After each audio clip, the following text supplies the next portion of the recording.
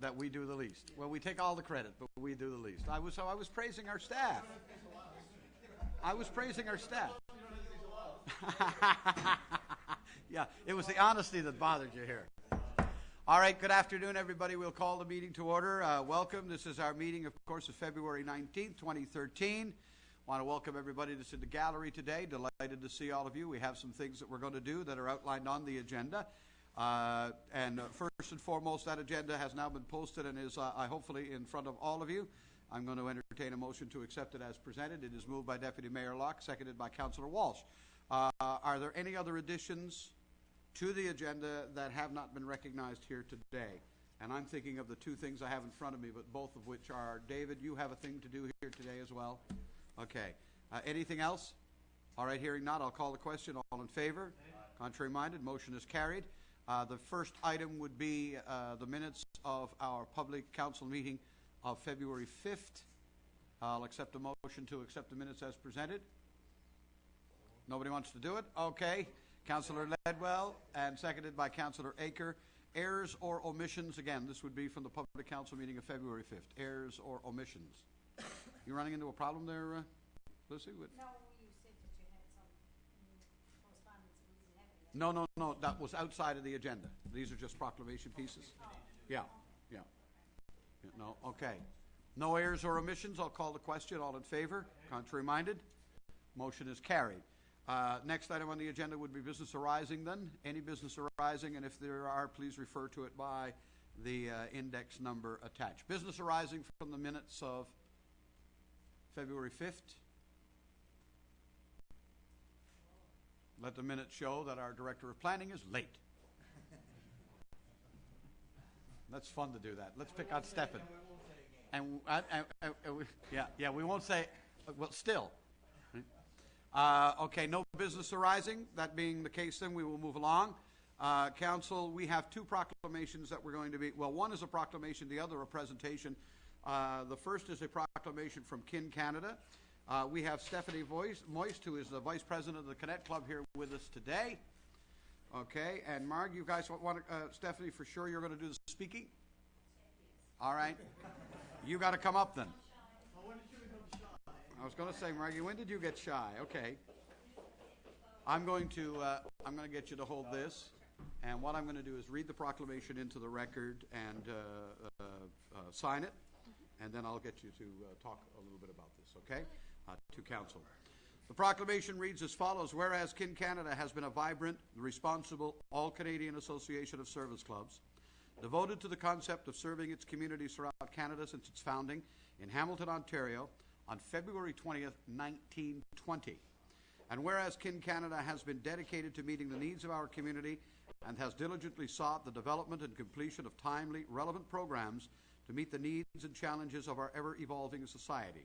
And whereas Kin Canada is celebrating its 93rd anniversary on February 20th this year. Therefore, I, Randy Sims, Mayor of the City of Mount Pearl, feel that each citizen would welcome the opportunity to pause and reflect with pride on the rich heritage of accomplishment throughout the 93 years Kinsmen, Connect, and Kin clubs have been in existence in Canada, and with the express idea of honoring our local club. With that, I hereby declare Wednesday, February 20th, Kin and Connect Day, declare the week of February 17th to 23rd, Kinsmen and Connect Week, a celebration of Kinsmen and Connects in Canada, and urge all citizens to salute their local Kinsmen, Connect, and Kin clubs. In witness thereof, I have here unto set my hand and cause the seal of the city to be affixed this day in February 2013. And with that, I will affix my signature. And if you would, Stephanie, I'm going to ask you to address council and tell us about some of the plans for your week of celebration. Absolutely. My name is Stephanie Moist. Like I said, I'm Vice President of the local Connect Club of Mount Pearl. I'd also like to point out that besides myself, we have Mark Corbin here, and two members of your council are also members of our club, Paula Tessier and Lucy Stoyles. Our Connect Club is 34 women strong and growing, I am proud to say. The men, they're still holding court, so they're trying to keep up with us.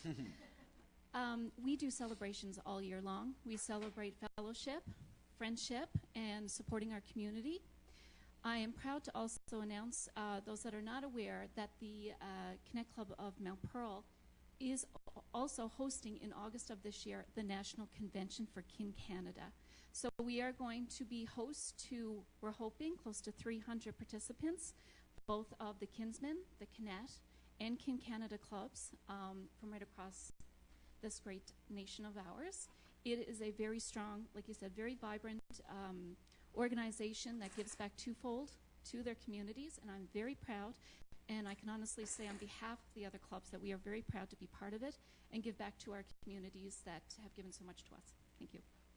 Thank you very much, Stephanie. We look forward to your week. And certainly we look forward to the National Convention. We know that the Connect Club of Mount Pearl will actually be the host. And I believe, Mark, it's about mummering, isn't it? Mummers convene in 2013. Mummers convene in 2013. And that's gone right across the country, and I understand the response has been pretty incredible. You're going to have a lot of people visit. We have a lot of people that are even going to take it in as tourism and stay either the week prior or the week after because they want to take in this great province that we have. We'll see it August 13th to August 18th. That's really good. Really good stuff. Thank you, Stephanie, very much. And I'm going to pass this on to you with my congratulations. Job well done. Thank you very much, everybody. Thank you. Congratulate and appreciate our kin and kinsman clubs, our cadet clubs. Oh, you want to do something up front? Oh, we're going to snack took up front, girl. Okay. Margie, you should be in the picture, Margie. You just punched me out the sky.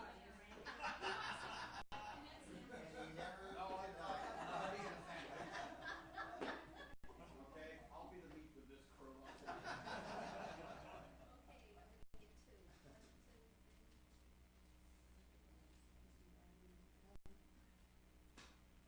Big smiles, big smiles.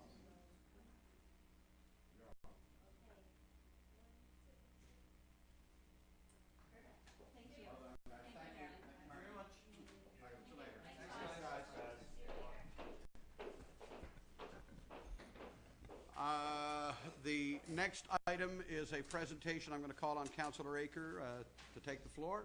Councillor? Thank you, Your Worship. It gives me great pleasure today to speak to something, the events on February 12th, which was the CBC Pancake Breakfast held all the way across the province. And community spirit is alive and well in the city of Mount Pearl and certainly at City Hall, Your Worship. Council, on February 12th, there was two events held with Smitty's here in Mount Pearl, as well as a breakfast held with, sponsored by City Hall staff. It was held here at City Hall. And the beneficiary of this would be the Housing and Homelessness Network of Newfoundland and Labrador. And I'm pleased to introduce Kimberly Edmond-Dawson, who is the Network Director for the Homelessness Network, along with Mary Houlihan, who represents our staff here today, the city staff, and Don Ford, representing CUPE Local 2099. You may have heard me say this before. Housing is a symptom to many, many problems. And the Homelessness Network basically is a group of community-based organizations who serve and support housing programs throughout the province. They're a coalition, Your Worship, that work on people developing their skills, developing and working with mental illness, both preventatively as well as reactively. They work with people who have poor education skills and physical disabilities, and they are poor, and some of them have addictions. And the Housing and Homelessness Network is not just about housing. For every dollar that they've raised through CBC's Pancake Breakfast, I would estimate that the payoff in terms of cost reduction down the road through the preventative measures is actually 3 or 4 to 1. So we're proud here today to welcome city staff, and a total of $330 was raised by City Hall staff and CUPE Local 2099. We're very proud of the City Hall staff. I know some of the councillors were able to make it. We were doing double duty, both at Smitty's as well as here at City Hall. So with no further avail, I'd like to invite Kim to come up along with Mary and Don for a check presentation. Kim, if you don't mind, would you like to say a few words too about your event? And Kim is struggling with a cold. Her strong suit today is not going to be your voice, is it, Kim? And Mary and Don, would you mind coming in? Hi. I think they're going to present the check first. Want to do the check presentation first? Randy, or sorry, Your Worship, would you like to join us? Okay.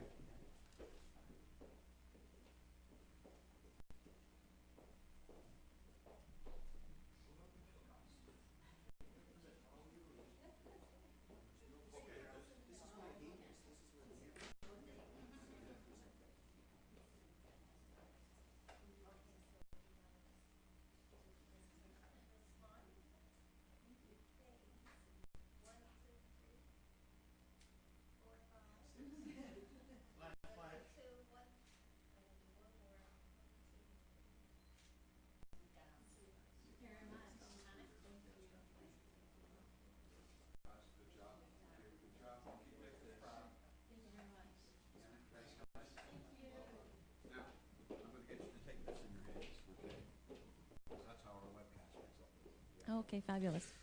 Can you hear me okay? Yep. Okay. When I was speaking with Dave yesterday, my voice was cutting in and out. So today I'm feeling a little bit better, but I can't hear very well. We were texting. I was much better at texting, but I can only hear out a little bit of portion of my ears. Anyways, thank you very much. It's fabulous to have the support of the staff and QP and the counselors coming out to our Mount Pearl event. And I heard that they put you to work really hard. It wasn't so much at the Bella Vista. The VIPs got to schmooze, but I hear that you guys did really a lot of work in serving and lots of really good team spirit there. Yeah, we really appreciate it. The Pancake Breakfast is in its 9th year. It's a good community feel-good event where we get CBC sponsors it, and we get five organizations that receive the donations throughout the St. John's area. We also had 20 other events happening throughout the province, so we're really excited about that. Not only is it a fundraiser, but it's an awareness piece for us as well, because as everyone knows, homelessness here is a little different here in St. John's, Mount Pearl, and in Newfoundland and Labrador than what you would see in Toronto or centers like Montreal or Vancouver. We have a lot of hidden homelessness. We have people that are couch surfing, people that are one paycheck away from being homeless. We're also seeing an increase in working poor. Last year we saw an increase in working poor people using our shelter system. So it's those kind of people that we need to be able to help. The single parents, the seniors that are retiring into poverty, more and more here in Newfoundland and Labrador, we're seeing that. So we'd like to just say thank you to Duna, and you know who we are and what we do, and we're so pleased about that. Thank you very much for your support. Thank you, Kimberly, very much. Thank you. Thanks, Kim. Thanks, Mary. Thanks, Don. Thank you, Mary. Don, thank you. Once again, this staff continues to make us proud. They get out and do the work, and we really appreciate them, and we appreciate being able to participate in something like the Pancake Breakfast for housing and homelessness. Thank you, Kim, very much. Continue your great work. All right, we appreciate it. It is a bigger emerging issue every day, the issues of homelessness in our community. And the hidden homelessness question is one that we have not yet found the proper solution for. But it's organizations like yours and the work that you do that's going to make that happen. And I'm delighted to know that our staff, our council, and the people who work in Mount Pearl are behind you 110%. And next year, I too shall get a pancake. We didn't do the contest this year, did we? No. We never got to kick some St. John's butt in the pancake knowledge category this year. Did they actually refuse? Did they run away on us? Last year the format changed. Last year it was municipal council versus the general public. Oh, so we were on a team last year. We worked together. And did we lose? Did we lose last year? Kimberly, again, thank you very much. Council, moving on the agenda then. We'll move along. Correspondence, none to be tabled today. First, then, will be first committee report, which is Public Works. Councillor Walsh, you have the floor. Thank you very much, Your Worship. I don't know why it is, but our guests are always so much more interesting than our committee reports. Why is that? I don't understand.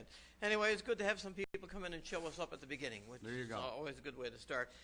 Your Worship, you and members of council and the public and senior staff are probably well tired of me talking about the automated armed garbage collection system, but I do want to say that you did a great job with your Mayor's Outlook address today and in highlighting that one achievement, one of many different achievements in the city. We are experiencing, at different times of the year, different sorts of challenges, as you can appreciate. But one good thing with this automatic garbage system is that we're having a year that's almost like the old-fashioned winter. So if there was ever such a thing as a good test for this system and for the automation and for the use of the carts, this year would be a tremendously good year. It's not really a modern-day typical winter. It's much harsher than that. So for us to get through a winter like this winter so far, and I think you were pretty accurate in your, I think we do have far less than 1% where we have any sorts of problems at all. One of the things that I wanted to highlight today is the importance of and we've had only a couple of instances, believe it or not, where carts have been misplaced or in neighborhoods, or maybe even removed altogether. And the one situation where that happened, in fact, it was an education piece. The person wasn't aware that the cart has to stay with the physical address. So 2 quick things. Number 1, we'd ask residents if they wouldn't mind, with a permanent marker, putting their physical address on the inside of the cover of the lid. That works reasonably well. I have it in 2 or 3 places on the cart that I have. But if they should have a problem, if they call, they can give us the number that's on the cart, and we have every single cart is actually associated with a distinct physical address. Or we could come by and scan the cart and tell you exactly where it belongs. So one way or the other, we can identify the cart, and that's a really good thing. It's a good thing in terms of prevention, but it's also a good piece in terms of identification. So with those couple of pieces of information, I just want to remind people that the carts are working well. Don't place them out into the street. Put them at the end of the driveway so that we can conveniently tip them and put them back there, and that works best. In terms of our winter maintenance, Your Worship, I just want to give you a brief update. We are trying on a somewhat regular basis now to get at some of the main trails, particularly the Powers Pond trails and some other trails throughout the city. Obviously, I think taxpayers fully realize this is after we do our street cleaning and some clearing of the sidewalks in our main thoroughfares, particularly in the school zones. But we've actually had the groomer out on a number of occasions, and I think people really appreciate the fact that some of the trails are groomed. People can get out and walk and get around the city and enjoy the scenic nature of the winter outdoors rather than just the summertime. It also, we've had a couple of people inquire too about the ducks in Powers Pond. I just want to state for the record that we actually do, our crews do actually feed these ducks summer and winter, so we don't leave them to starve in the wintertime. Any food that residents may give them may be above and beyond, and sometimes they're probably even overfed, to be honest with you. But we do take care of the ducks in the pond there during the wintertime as well. I also want to mention that, of course, as part of our regular operations, it's inevitable that when you're using heavy equipment, but particularly with the wing blades, we are going to do inevitably some damage on occasion to properties, lawns, even curbs on occasion. So all we can ask people to do is first of all understand that we're using very, very heavy equipment. We can't always easily or readily identify where the curb stops are. And if there is any damage, just report it to 748-1016 is the depot number, 748-1016, or you can visit the website, and we'll be happy to put your name on the list. And usually in the spring of the year, we get our crews out to replace sods and repair any damage that's been done. We try to minimize the damage naturally, but damage with heavy equipment like this is inevitable. And the last thing is, under this section at least, is a little reminder. And I remember the Deputy Mayor has mentioned this on a number of occasions, but you can't overstate it. For children, not to be playing in areas of snowbanks, particularly when snow is falling, because when the snow is falling, our crews are out and they're operating. They're out and operating when it's not falling as well, by the way, particularly with snow blowers and pushing snow back and all that sort of thing. So, again, as a safety precaution for young children in particular, sometimes they build tunnels, onto the street, and it's when the snow accumulates where the plows push the snow, that's a great location to sort of tunnel through and have some fun. It's a very dangerous practice. It's better off doing that in the backyard or in a park area where there's no threat of heavy equipment coming through. A couple of other things, Your Worship. We had mentioned a while ago about waste diversion rates, and we have some statistics to give you. It's never good news when you drop a little bit. We have, in 2011, we maintained a diversion rate of 15.75%, which means that 15.75% of the waste that would normally go into landfill has been diverted through recycling. In 2012, at the end of 2012, we now have the figures for the full year, and it's 14.65%. I'm not sure how much or how little that might be attributed to the fact that people can put garbage in the cart and it may not be seen. We'll have to have, I guess, more than just 1 year's statistical information to be able to know that. But I think the message has to be, continue, please, to recycle, not because of a fear of being caught, but because it's the right thing to do. We need to protect our environment. We need to do all that we can to ensure that the full recycling program that we have, whether it's fiber, tins, plastics, cans, we need to get them out of the landfill. They do damage to the environment, and it is a saving. In fact, last year, a savings to the tune of $40,000, in fact, just in tipping fees. So there is an added value, but that's not really the main reason why we want people to do it. It is an environmental concern, and we want our residents to cooperate with us fully. That's it for me, Your Worship. So it's mostly about information and mostly good news, but some very important but gentle reminders to our public as well. So thanks very much for the opportunity to do that. Thank you. Anybody with a question or a comment on the report?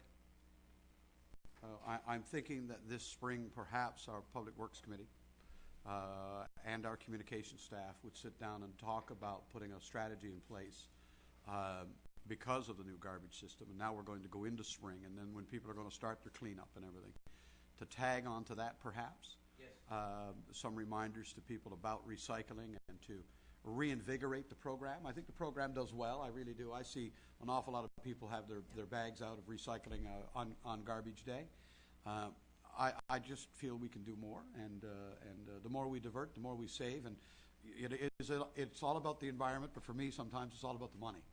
If we can save 40,000 and use it somewhere else in our system, then we can save 80,000. And there's going to come a point when we're going to get into being able to recycle organics. And that's, so if all the rest of our recycling is up to snuff at that moment, that's going to be tremendous on all aspects. So if the committee would take that under advisement, I don't think we do it in the middle of February, but come April, May, I think had a little marketing program, something for our community to remind them would be a good idea. There's other savings. There's other cost savings. Councillor Tessier. To consider as well. In the spring of the year, our staff have to do a pretty intense concentration on cleanup, on post-winter cleanup. Mm-hmm. And part of that is from garbage bags that would get torn open or misplaced or just garbage that would just generally blow around our neighborhoods. Hopefully we'll see an improvement. We'll see an improvement in that, and as a result, the staff that would normally go out and do that can concentrate then on other areas of the city as well. Yeah, absolutely. So I think that, and we have neighborhoods that take it upon themselves with our 20-minute makeover, which is a wonderful initiative, but we have neighborhoods that concentrate on cleaning up their neighborhoods as well. It'll be interesting to see if there is a measure of difference this year coming versus last year because of garbage carts. Let us hope so. Thank you. All right, we're moving on. Community Services, you may as well stay on your feet there, Councillor. We want to extend congratulations to the Community Services Department. The Duke of Edinburgh Award presentation took place on the 29th of January. An acknowledgement was given in the form of a certificate to the Community Services Department for their assistance and cooperation during this program. And of course, they gave assistance and cooperation to Mount Pearl Junior High and Senior High schools. And of course, predominantly through Gary Fraser and the youth programs, but we wanted to publicly thank the Community Services Department and Gary for all of the work that they do to assist the young people with this endeavor. Amen. Amen. All right, as we all know, during Frosty Festival, Campia Gymnastics held their 2013 Pink Invitational Frosty Flip. It was held over 2 days. Of course, most of us got a chance to go up there and see the caliber of athleticism that's displayed during this gymnastics event. It's unbelievable, actually. I sit there mostly with my mouth open and then thank God that one of those kids is not mine, because I'd probably have a heart attack watching them flip and jump and bounce all over the place. But this Frosty Flip is the first of 3 qualifying competitions used to select the provincial team that's going to travel to the Atlantic Gymnastics Championship, the Eastern Canadian Gymnastics Championship, and the Canadian Gymnastics Championships this year. They had 160 of the province's best gymnasts come and participate and compete at the Pink Invitational this year. And of course, they call it the Pink Invitational because they also take advantage of that opportunity to raise money for breast cancer. So this is an extraordinary event. We want to extend congratulations to the gymnasts, the coaches, and the volunteers for another successful Frosty Flip. Well done. Absolutely. Yes. Yeah, absolutely. It was just And outstanding. they raised over $15,000 for their own group. Yep. I was chatting with them. It's the biggest year they had yet. Last year they raised 12. Yeah. This year they raised over $15,000.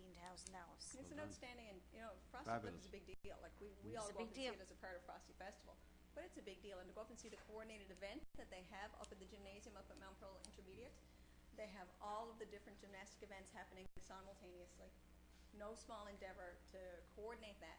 But then they also have a team of volunteers that bring in all of the equipment, set it up. There are, of course, rigorous safety standards that need to be adhered to as well.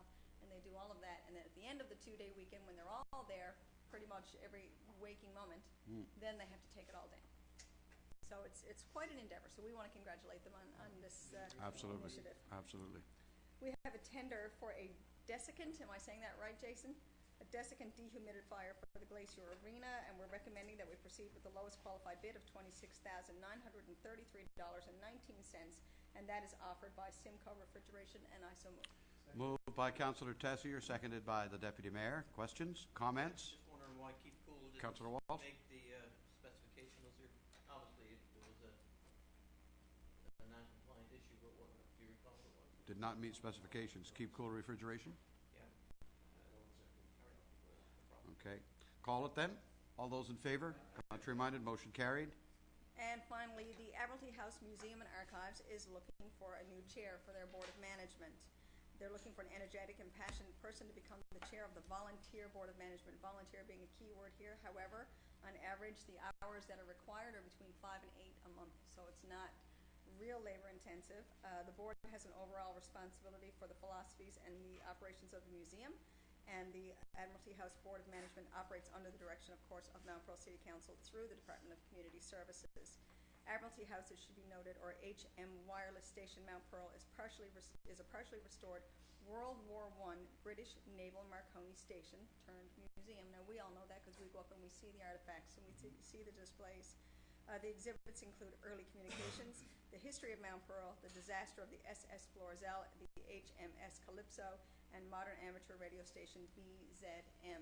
And I know my father-in-law, who's a former ham radio operator, has a couple of pieces of equipment up there as well from his ham radio days. The board members bring a diversity of talent, experience, and skills to the table. The active involvement and participation of the board of directors is vital and a necessary component of the museum.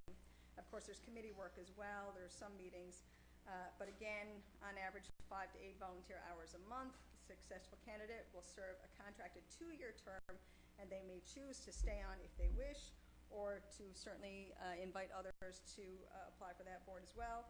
And we are inviting interested people to contact the manager of Admiralty House at 748-1124. And of course, we're going to see some more initiatives happening with Admiralty House this year as well.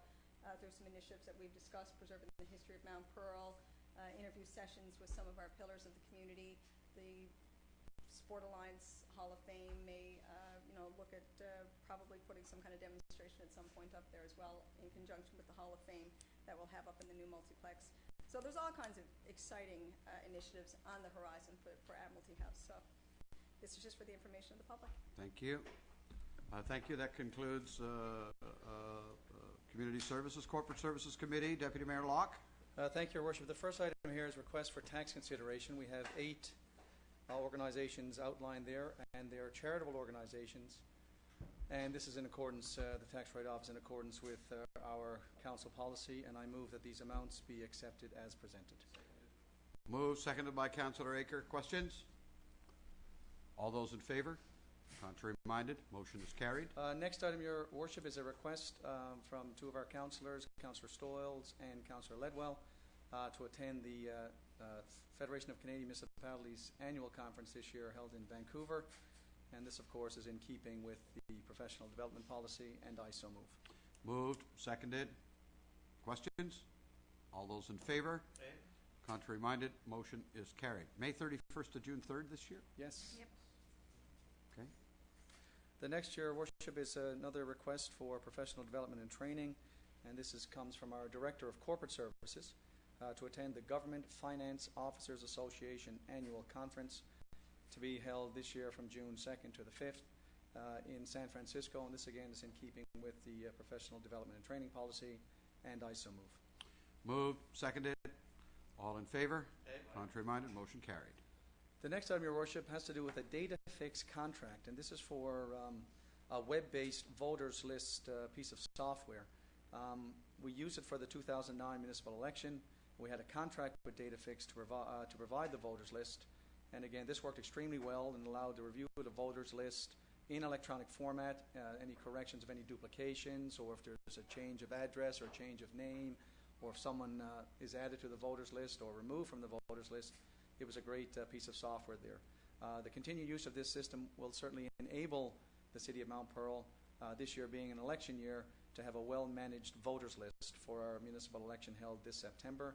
So the committee is recommending the approval of the renewal of this data fix contract at a cost of $10,600.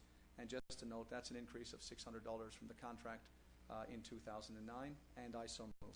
Moved, seconded by Councillor Aker. Just a question from anybody, one that comes to mind for me. Deputy Clerk may be able to answer. Will we be able to go in and access that, and I'm thinking in terms of the public arena, would somebody be able to go in and see whether or not they are or are not on the list, and maybe add themselves to the list if they so felt, or find them, or is there a mechanism so that can happen? Right. They'd have to call in. They So won't but have they the can go in. They could go in. I could go in and look and see is Randy Sims there, and if he's not there, if he's not there, I can phone in and say, hey, I'm on the list, and I'm not there, and then we would take it upon ourselves to input it. Okay, so the voters list of eligible voters will be available before the actual election. Yeah. Oh, that's marvelous.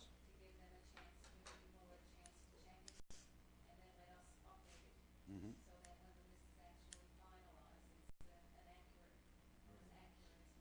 Right. Can possibly be. That There's is no wonderful. phone numbers, right? No, it's phone not numbers. contact information like that. No. It's civic addresses and Civic names, right? address. Yeah, I names and would- addresses. I would assume that if somebody has a change to be made, that they need to verify it somehow with identification. Question. Mail or something. Yeah, yeah, all standard. Yeah, Councillor Stawes with a question. Yeah, I just got a question, because when I'm looking at this now, was there anybody else we contacted to get this list? Because I'm thinking the Municipal Assessment Agency would have all that readily available, and I'm just wondering No, they if wouldn't they have. They would. wouldn't see. They wouldn't have the wouldn't names. have that information? No, they'd have civic addresses. They wouldn't have names? They wouldn't have the names. Yes, they would. Right. Okay. The people if somebody is renting instead of owning, all they would have would be the homeowner, is what you're saying. They wouldn't have if somebody was renting. They would have the property owner, but the property owner might not be a voter. May not be the Yeah. voter. Okay. It wouldn't be as I got complete a list, Councillor Stowells. Okay, Okay. just asking. Well, Yes.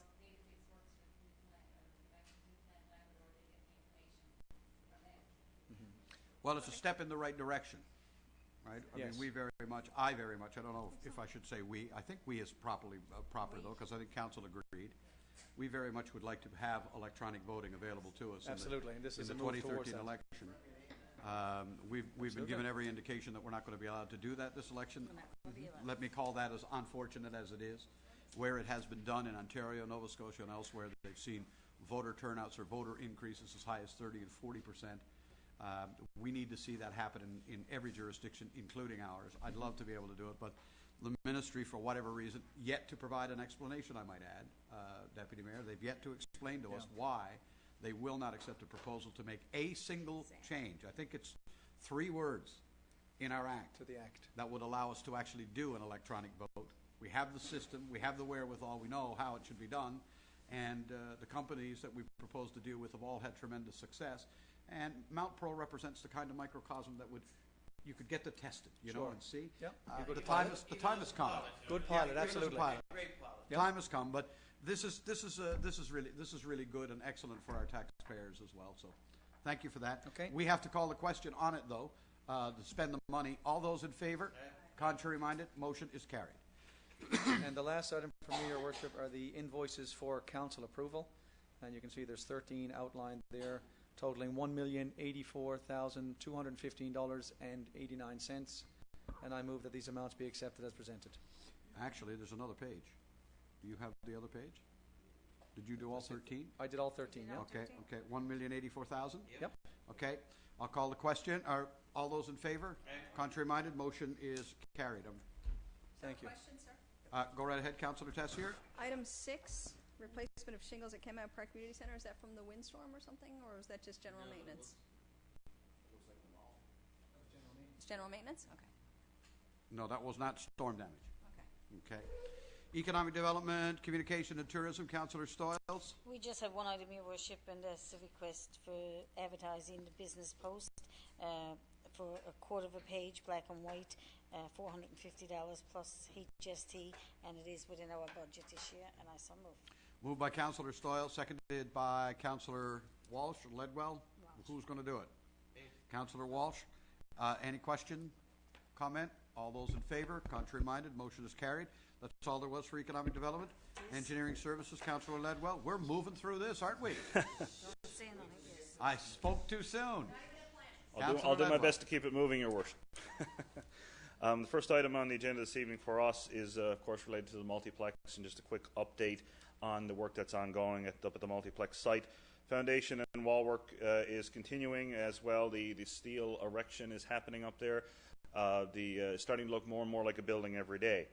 In fact, the project is currently 35% complete.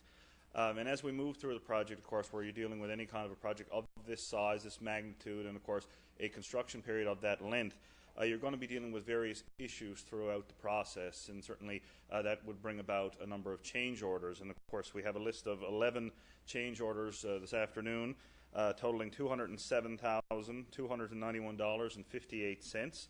And we're bringing these change orders forward this afternoon in public. And the recommendation from the Engineering Committee, after having reviewed the change orders, is that we recommend approval of the change orders 1 through 11 for the total amount of $207,291.58 for the Pearlgate Recreation Multiplex CP3 project, and I so move. It is moved and seconded by Councillor Stoyles. Question or comment? Hearing none. All those in favor? Contrary minded, motion is carried. Just one other note, I guess, on the multiplex project. Of course, these change orders here represent only roughly a little over 6% of the total construction cost of the entire project, and I think that's a testament to the unprecedented level of oversight that we're giving to this project, both by our engineering staff and our site coordinator, and certainly our consultant, the contractor. Everybody's involved with the process. I'm told that 6% is right in line with where we should be on a project of this size, so kudos to all involved. 0.6, I'm sorry. I've been corrected. 0.6. Don't mean to alarm anybody. Okay. Yeah, the importance of the decimal. Indeed. But still, let's keep going. It's starting to look like a building, though. You're right. It is indeed. The second item that we have this evening is related to the softball building down at the Team Guju complex, of course. We remain on schedule to have that completed in spring of 2013. Currently, the accessibility ramp is being put in place. Secondary exit is complete. We have the railing and landing complete, and the main floor is 93% complete. The paint and plastering work is ongoing, so the project continues to come together. Once again, this one is certainly coming to a near end, and certainly we want to once again thank the members of the Men's Slow Pitch Softball League for their patience and understanding. I know this has been a long process, but certainly we're at a point now where we can see the end, we can see the light at the end of the tunnel, and it'll be ready for the upcoming softball season. Amen to that. Thank you. And the final item that we have this evening is just an update on the work that we're doing with our neighbours down on Forest Avenue. Just wanted to let Council and the public know that the environmental abatement of 30 Forest Avenue is now complete. The demolition work as well as the salvage work is to be completed by mid to late week of this week. So we continue to move along with that work down on Forest Avenue. That's just for the information of Council. That's it for me. Thank you, sir, very much. Anybody with a question or comment on anything on the report? Move along. Planning and Land Use Development Committee, Councillor Akert. Don't slow us down, Councillor. I'll try to keep on a roll. And this one should take a second because we're asking for ratification as pertains to approval for a wheelchair ramp at 58 Frontenac. And basically there is an encroachment that on the rear yard 6-meter depth that's normally required for a ramp. This house is a split entry house. I believe the ratio of length to height in terms of a wheelchair ramp is 12 to 1 or 1 to 12, depending how you look at it. But where this house, the main level of the house is a good 5 to 6 feet out of the ground. In order to get the ramp done, they have to move it out in the back garden. And basically, you see that the ramp will basically go traverse one way parallel to the house, make a half turn, and come all the way back up. Right. The department has no issues with this particular ramp, and we've all looked at it, I guess, via email. and I'm asking council to endorse that here today. And I so move. Moved and seconded. Question or comment? All in favor? Contrary-minded, motion carried. Hopping right along, 18 Blandford Place, we have basically a recommendation for an order. Relates to a building permit for an accessory building that was issued back in 2005. Essentially, the building is being built, it's too large for our development regulations. There's a lot of debris in the area. The order we're recommending council approve pertains to for the homeowner there, the property owner, to deal with these issues, and I so move. It's Moved going to be and deferred until May, don't it? moved and seconded. This is deferred until May. Once the right? order is issued, we would He not has ask until for May. any action to be taken until May May 31st. 31st. It's very difficult, as you are probably thinking the same as I am, by May 31st, yes. Very difficult this time of the year to be going at any outdoor renovation, construction work, or cleanup for that matter. It probably looks very good right now with all the snow covering it up, but will not look as good come the spring. Moved by Councillor Akers, seconded by Councillor Ledwell. All those in favor? Contrary-minded, motion carried. Flying along now, we're on 41 Sagona Avenue. There's an application for a billboard by Pattison Outdoor. It meets all of the city's requirements. I'd like to note for the benefit of council that in terms of being near there's a residential rule here of 60-meter buffer. The nearest resident is a lot further away than 60 meters. There is a billboard in the area. There is a 100-meter rule that's in place in our regulations, but there is more than 100 meters distance between the two. The department and the committee are recommending to council that we approve this billboard, and I so move. Moved, seconded. All in favor? Mr. C.C. Boone. Contrary-minded, motion is carried. That's for Pattison Outdoor. Pattison Yeah. Outdoor, that's not Yeah. you. The next item, Your Worship and Council, is a memorandum received from the Department as it pertains to Commissioner Keith Warren's report as it related to Mount Pearl Municipal Plan Amendment Number 2, 2012. And basically that's just tidying up some of the language as it pertains to the Commonwealth route throughout the city. You know, it's unfortunate that a small little text change has to generate so much paperwork and bureaucracy, you know, in terms of both staff time as well as cost to the city. We are following the regulations. So I think we're going to have a chat in committee because I think other municipalities have the same issue, that perhaps the process should not be so onerous for something of an immaterial matter, or maybe sometimes the hearings conducted by a commissioner, perhaps the public hearing should be coordinated with our briefing sessions, perhaps to do both in one shot, right? You know, so we're going to have a chat about that later on this evening, right? The motion is that the commissioner's report be accepted. Further, that the amendment to the Mount Pearl Municipal Plan be approved, and that I wanted to add that there was a gentleman, Mr. Kevin O'Keefe, who was at the public hearing, and he expressed some concerns with the construction, the operation of the road that's up there. And these concerns are valid. Many of them have been brought to council subsequently. We've talked about them in committee.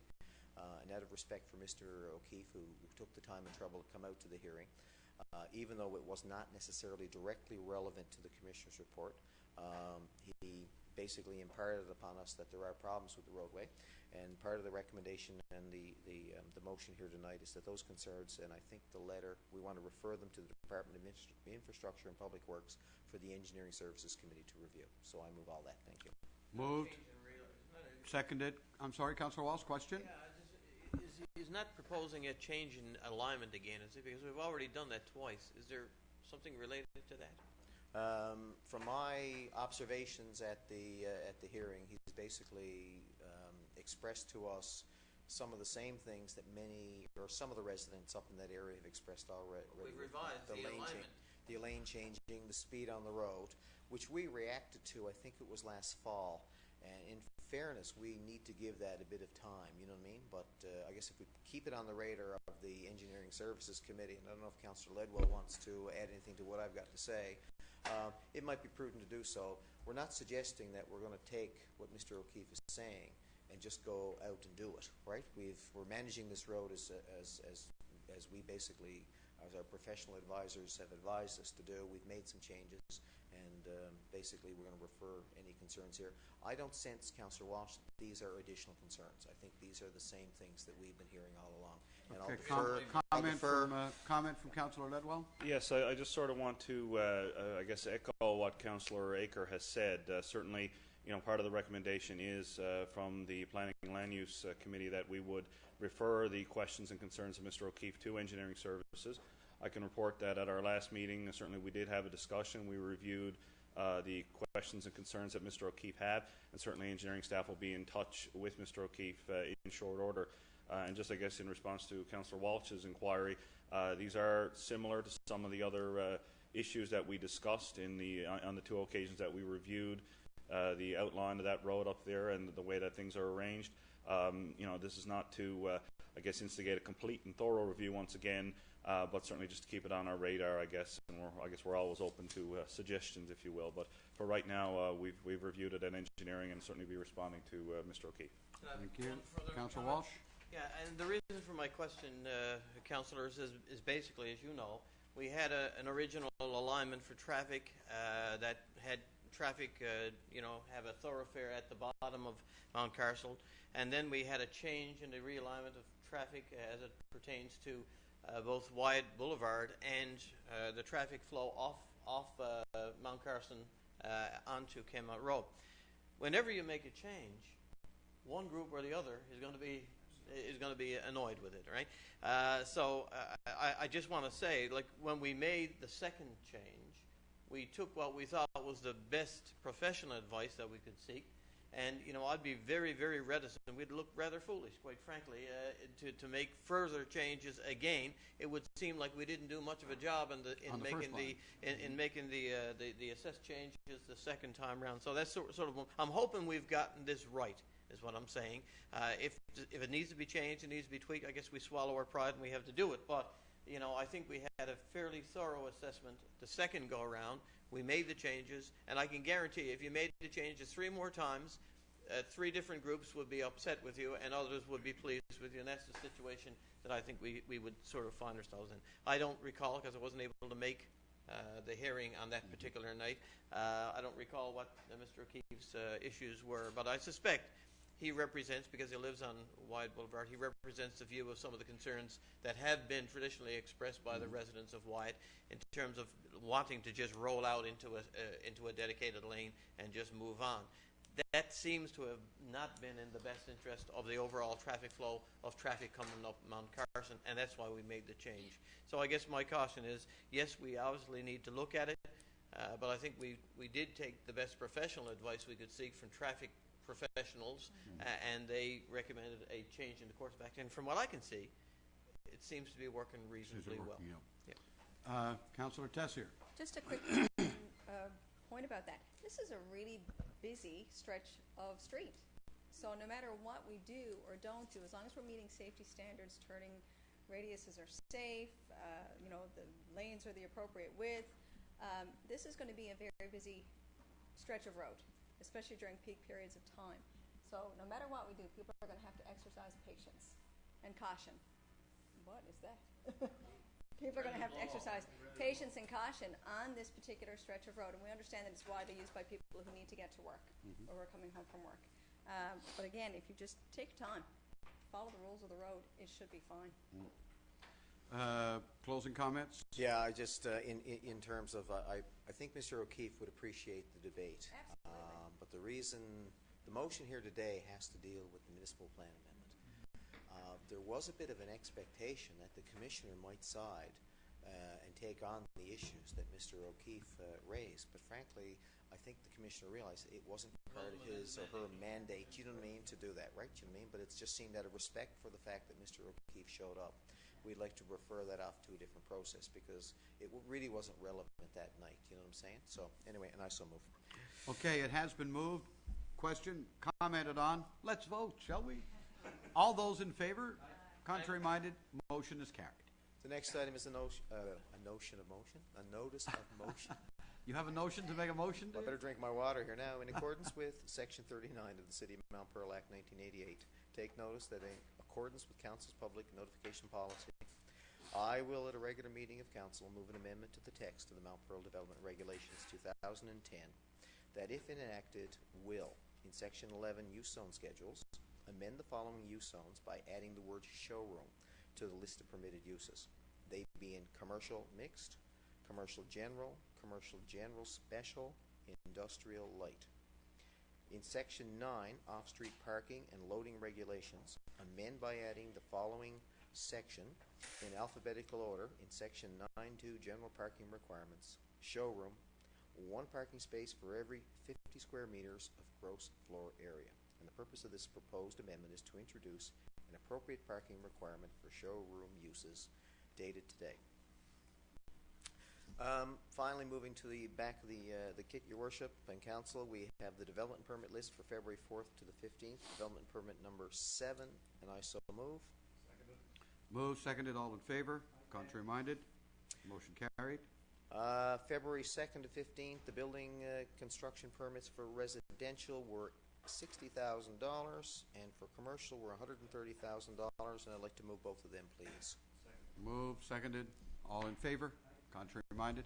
Carried. Thank you. That's it for planning. And that concludes planning. Next item on the agenda is new business. I was to our right last week. We'll go to the left this week, and we'll start with Councillor Aker.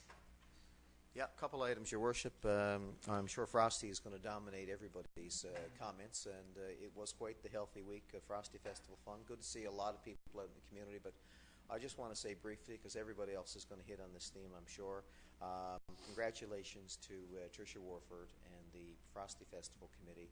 I won't mention all the names of the committee and all the volunteers, but Tricia headed it up. She did a fine job, and she was supported by a very, very strong cast. All of the events, I don't think there was one event that you would sit back and say, I don't think there was a lot of people there.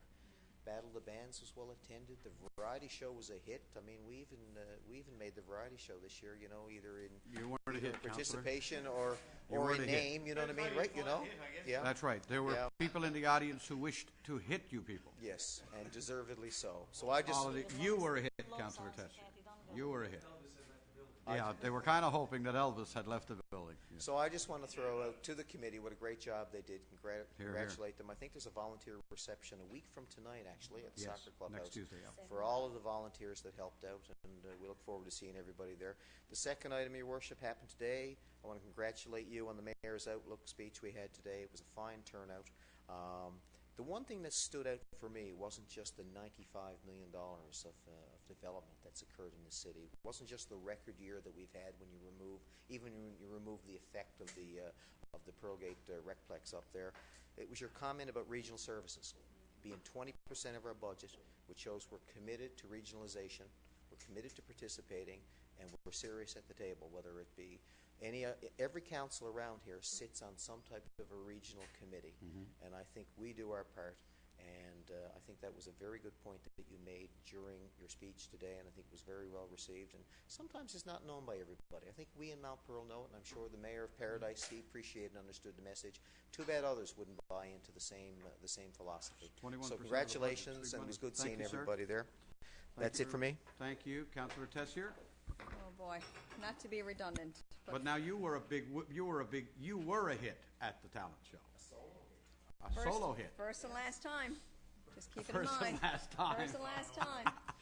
We actually saw history. You saw history. Never to be repeated, is that it? Well, never. Mary Sproul is going to tell you otherwise. Mary Sproul. Again, and I'll find a way to blame the deputy mayor for that. Well, we blame most everything on him. It's wonderful. Well, you know, it was entirely his fault. And I sent him a text message and I channeled to my mother. My Bayman mother, and it sounded like this: "You're finished. You're done, buddy. You are finished." Yeah. Anyway, it was Frosty Festival. I mean, it was 8-9 days of absolute phenomenal, enthusiastic, positive community events. I can't tell you how many people I spoke with from outside of Mount Pearl who look forward to Frosty Festival Day every year, who come in for Frosty Festival every year. There was one couple in particular, and I can't remember their names, but I'm sure we'd all recognize them if we saw them. And they were a senior citizen couple, and they love Frosty Festival because it's a week where they don't have to cook or clean up much. Because they make it a point to attend anything that's got a bit of grub, they're going. That's true for all of us. So I also want to congratulate Tricia, who I remember at the beginning of Frosty Festival at the media lunch was very nervous about speaking in front of everybody. Very nervous about giving an interview. Giving an interview to the media outlets. And boy, by the end of it, she was like, "I can't talk right now. I have to go do an interview. Somebody's waiting." Right? She just turned into a real pro. So congratulations to her, to the committee, to every volunteer that did. Absolutely, anything. And thank you very much to the residents and to the non-residents who attended all the events, because that's what makes it a success, and that's certainly what makes it worthwhile. Amen. Congratulations today, sir. Thank the you. The Mayor's Outlook Lunch was a tremendous success. You're a very eloquent speaker. Thank you. You are. You're a very good orator, and you're a pleasure to listen to, but it was effective as well. Good staff. They write all that Yeah, stuff. but it was effective, and that's very, very good. One thing I wanted to touch on. During Frosty Festival, the Reed Center was very, very busy. And when we first started talking about the expansion of the Reed Center and the development up by the multiplex, how difficult it was going to be We were going to close for it. a while. That's right. How difficult it was going to be for a while up in that area when it came to events, parking. Well, we've had events during Frosty Festival where that gymnasium was blocked. And I got to tell you, I came fairly late for a couple of those events and may have had to park up on the library parking lot or get a little creative, but it happened. And it was great. And I'm not sure, I certainly didn't get anybody expressing any concerns or complaints with me about not finding a place to park. We've adjusted, I guess. Now, if that means people are carpooling, that's not a bad thing. That's a good thing. Fair expansion to that lot. Yes. From the front of the Yeah. property. That was So I just wanted to mention that. Yeah. I just wanted to mention that because we had such great concerns about that initially, and we thought we were going to be, in for, a lot of criticism with larger events at the Reed Center. But I think that Frosty Festival, especially with snow on the lot, you have your reduced amount of space because snow takes up a lot of space. I don't really know that we had any huge problems with finding a place to park. Now, was it always easy? No, maybe not. But it may not always be easy to park anywhere, really. But anyway. Sportsplex is not open yet, though. What's that? The Sportsplex The Sportsplex is not is not open yet. No, but I just wanted to comment on that because we did have such great concerns. Good point. Anyway, that is it for me, sir. Thank you, Deputy Mayor. I will be brief. Yes, congratulations to Trish Warford and all the volunteers and of course our city staff that were involved with all the events. It went off extremely well. I did receive some criticism, however, and I just want to mention, and it had to do with the Battle of the Brains. So that's the only bit of criticism that I received of the whole. That was well deserved. Well, it was directed my way. It had nothing to do with any of the organization at the table that night. Yes. I think the criticism was from us. Was it before or after you went World Geography? I don't think I'll participate. It wouldn't be fair. And that's the only criticism I heard. We have to start picking on it. Yes, We have. that's the only credit. But in all seriousness, it was a great event, and hats off to our council friends that did perform at the variety show. Councillor Walsh also got up and did a great two songs, I think you sang, and of course Councillor Tessier, hers was her debut, and I'm sure we'll see her back again. Of course, Councillor Stoyles and Ledwell and Baker. Well, they got up and they did their achy breaky Please don't thing. do that to us again. Well, it was in the spirit of it. Now, apparently, the mayor and I were, pointed out and said that we were chicken or what have you. So We were there's a little bit of pressure. Active audience participants. There's a little bit of pressure next year for us to participate somehow. But in all seriousness, it was a great event, and hats off to all the organizers. So again, they, as you say so often, Your Worship, they did the city proud. They make us look so good in the eyes of the province and the eyes of the nation. So hats off to all the volunteers. I wasn't able to make your speech today, Your Worship, but I heard rave reviews. Unfortunately, my daytime job prevented me from attending, but I have no doubt, as you always do, that you have done the city proud. So hats off to you. Congratulations. Thank you, sir. Councillor Stoyles. Thank you, Your Worship, and I do have a number of things, and of course, great job today at the speech, and you always make us proud in Mount Pearl, and as you've said many times, Mount Pearl is known as the team, and that's why we're known as the team, because we have a good leader. Thank you. Very nice. Can I use that on a campaign brochure? I want. Yeah, thank you. Can. And also, Your Worship, congratulations on receiving the Queen's Jubilee Medal. Yeah, I'm almost as good as you and Ledwell. Yeah. Anyway, congratulations on that. Thank you very much. Yeah, nice to see you do it. And also, I wanted to touch on the Winter Carnival to Tricia and her group of volunteers. Besides the group and the team around the Frosty Festival committee who went around with the vest and the jackets, and everybody got to meet and know them, there was another group of volunteers that gets involved over and above too, and that's all the different church groups. We had the ecumenical service at the Salvation Army, biggest turnout ever. Great to see so many people out to that.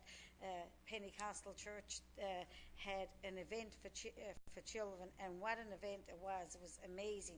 They had 13 or 14 different games, and the food and the hospitality that they showed. The Winter Carnival Committee and the people who went down there was amazing. Actually, after I had gone to almost just about every event, and Irish Pub Night, I used to always say was my favourite event to go to in Winter Carnival, but I have to say the one at the church really topped it this year for me. They did a good job. It was so good to see young children taking part in it. They had a large turnout, and they've had a number of years now, and I think this was one of the best years that they've ever had.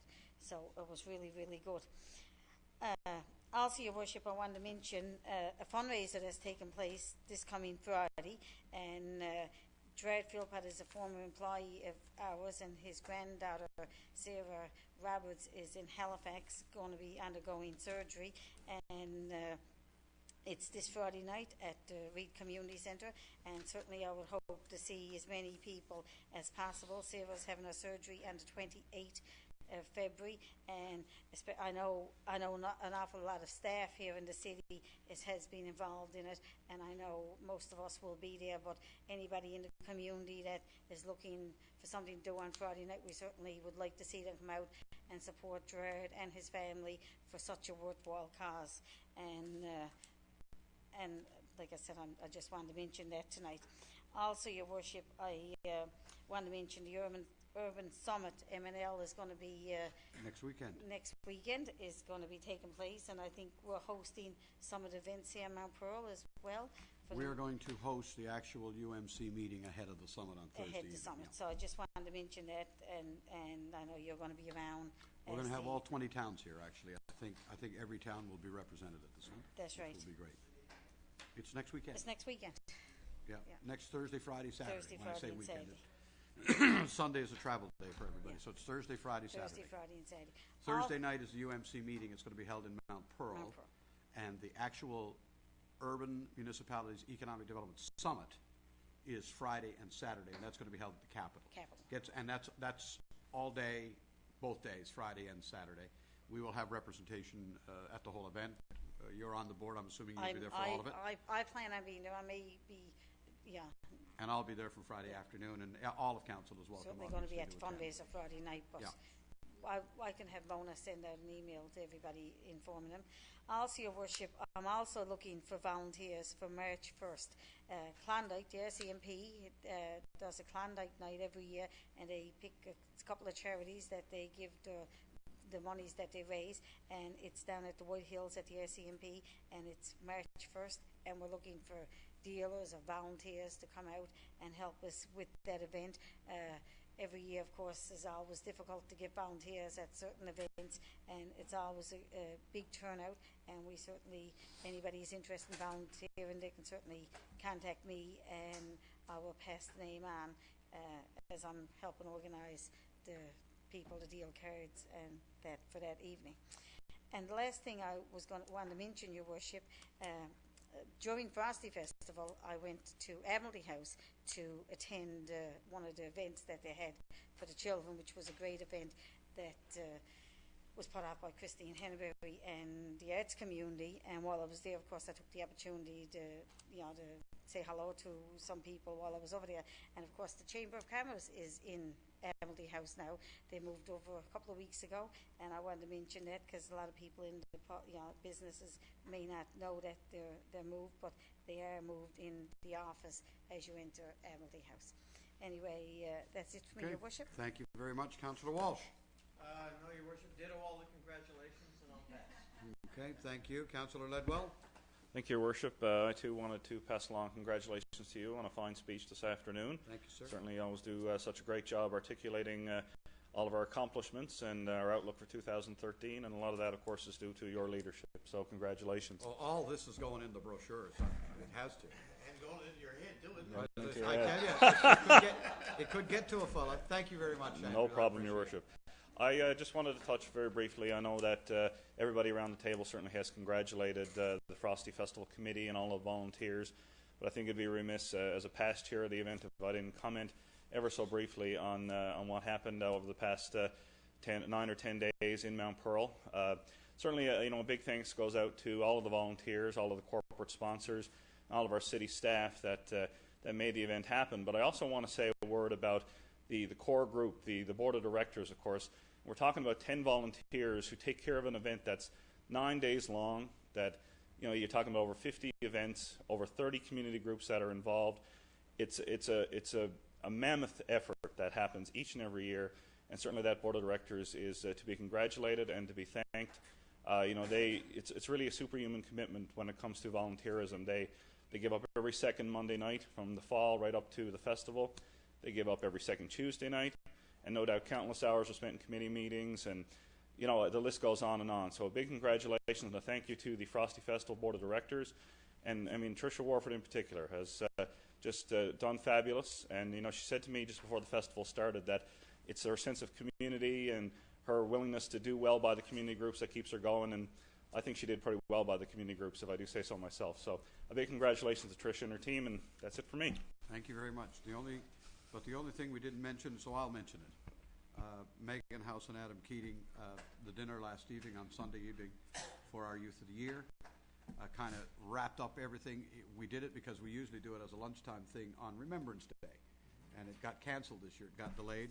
I have to tell you, I really appreciated all of council showing up for that. I know how proud their parents were of them, and it was a very, very nice touch, and I appreciate it. With that having been said, before we do, very quickly, go ahead. We acknowledged all the volunteers in the board and certainly everybody involved with Frosty, but I feel as Chair of Community Services, and I felt as soon as I sat down, it came to me, our city staff. Krista Tucker is our representative, of course, on the board, and all of our city staff that work so hard as well to help and support with setup, takedown of a lot of the events. Absolutely. Because they were there. Everywhere we were, they were. And they're there long after we leave. So I think it's important that we acknowledge the community services staff, public works, everybody who helps support, all of our city staff that helps support and make Frosty the success that it is as well. Could not be done without them as well. Thank you very much. With that, a motion to adjourn moved by Councillor Ledwell. We stand adjourned. Thank you, everybody.